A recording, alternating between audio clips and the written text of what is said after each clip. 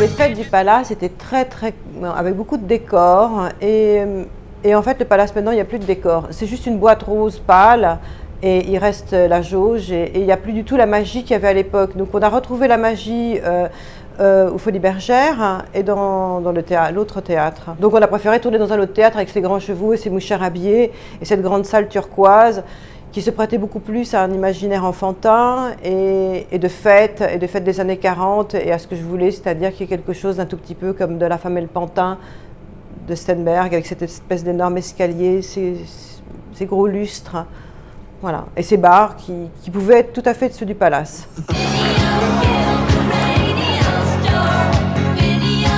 Disons que le film est un peu construit dans ma tête comme une espèce de longue nuit. C'est une énorme nuit faite de plein de petits matins différents. Et effectivement, il y a plein de moments avant, pendant, après, et tout ce qui se passe à Baliem est comme j'aime pas le mot after, mais en tout cas, c'est comme une grande nuit qui durerait. Voilà, et qui se termine après dans un château, et avec l'attente et tous les petits matins différents. Et il y a les escaliers du Palace, et il y a la danse, et il y a la préparation avant avec tous les vêtements, où en fait on passait beaucoup de temps à se préparer, et à glander, et à attendre, et la vie c'était un peu comme au cinéma. Donc c'est vrai qu'il y avait tout ce qui se passait autour de la piste de danse, mais voilà, il y a une atmosphère comme ça, comme un grand bal. C'est comme la préparation d'un grand bal, et il y en a un, et il y en a un autre, et c'est entre deux bals, voilà.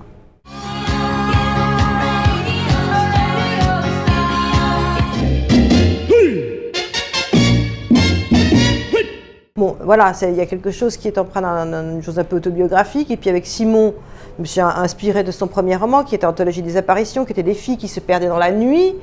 Et donc, il n'a jamais cité le Palace, mais enfin, il était quand même fortement question dans ce roman. C'est ce qui m'a attirée, c'est cette profondeur, c'est cette chose un peu diète et pas diète, cette chose comme ça. Voilà, il y a quelque chose qui se consumait dans son livre, chez ces jeunes filles qui me plaisaient beaucoup. Et je me suis dit, je veux ça pour, en tout cas, ce couple-là. Je voulais ça pour Rose, et je voulais ça pour Rose et Michel, parce qu'ils sont une entité, ils sont les deux, ils sont tous les deux blonds, ils se ressemblent, ils pourraient être frères et sœurs. Il y a narcissisme entre les deux héros principaux.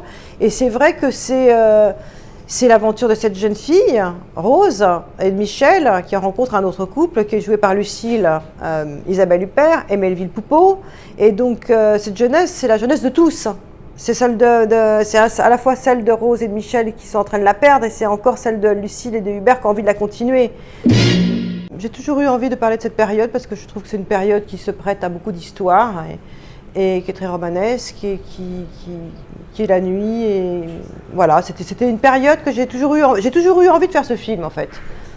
J'ai toujours eu envie de faire ce film et de faire aussi un livre sur cette période, de parler de cette période et de parler de ce premier amour que j'ai eu avec Charles. Tu sais Michel, je crois qu'on s'est aimé trop jeune, trop fort.